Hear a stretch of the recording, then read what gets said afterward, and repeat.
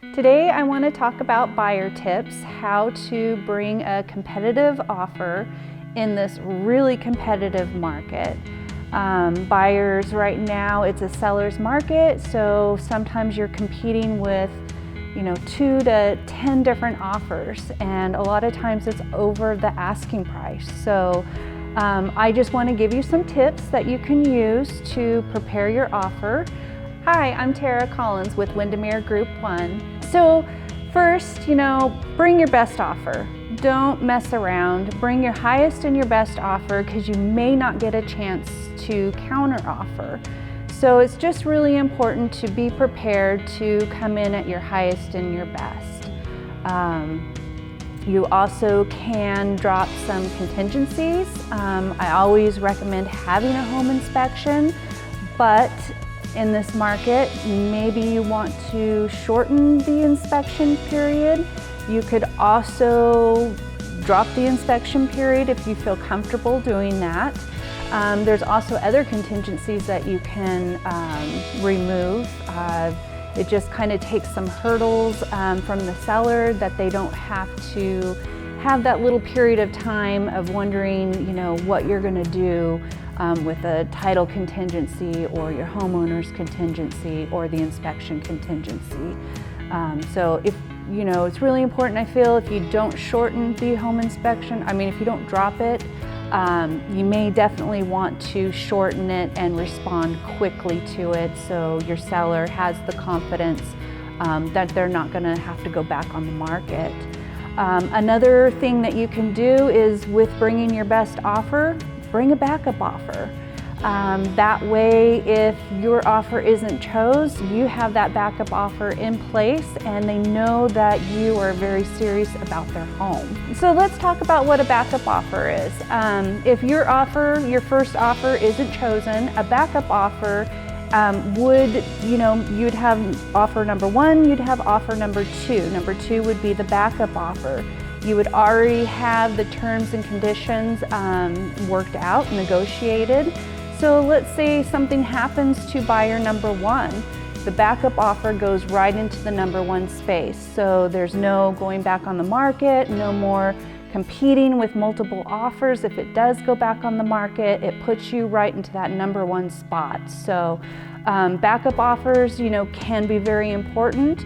You can continue to shop with the backup offer, but you also have to be prepared if your offer's chosen. But it does give you time to continue shopping. You would want to withdraw your backup offer if you found something else, so that way you're not buying 2 houses. Also, show the seller that you have cash. Give them a strong earnest money deposit. That could be $2,000. It could be up to 5% of the asking price of earnest money. That then the seller feels like you have something in stake with that amount of earnest money, that you're just not, willy-nilly, I kind of want it. You're just all in. So earnest money is very important. You can also show that you have extra funds to bring in case there is a low appraisal. You can give them proof that you have the funds to make up the difference of the amount of the asking and the appraisal amount. That way there's no questions that your offer is a strong offer and you will be moving forward all the way to the end. And the famous one, write a letter, make a video, let the sellers know that you love their home. Let them know that you're going to take care of that rose garden. It shows a sentimental value of not just wanting the home with a price, but also an emotion. Let them know that you want to keep the integrity of the home up. Let them know how you want to raise your kids or how you want to retire in this home. When you're writing your letter, it shows an emotion, it shows that you're a person. It may relate to that seller in a way that is not money-wise. So, letters can be, or videos might even be better, because they're seeing your face and maybe seeing your family. So, it just relates, people to people. I'm a human and I want and I love your home.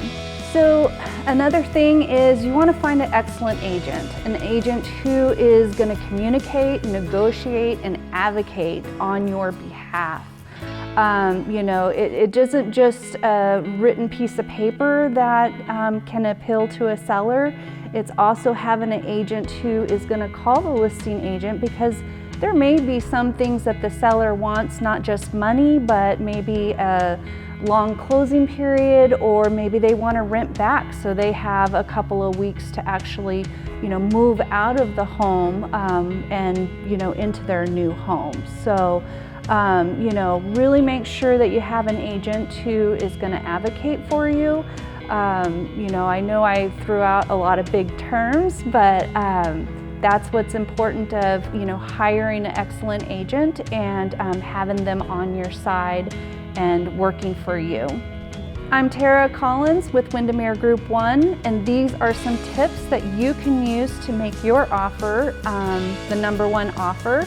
You can also give me a call and I can give you more details on how to make your offer stand out among the rest.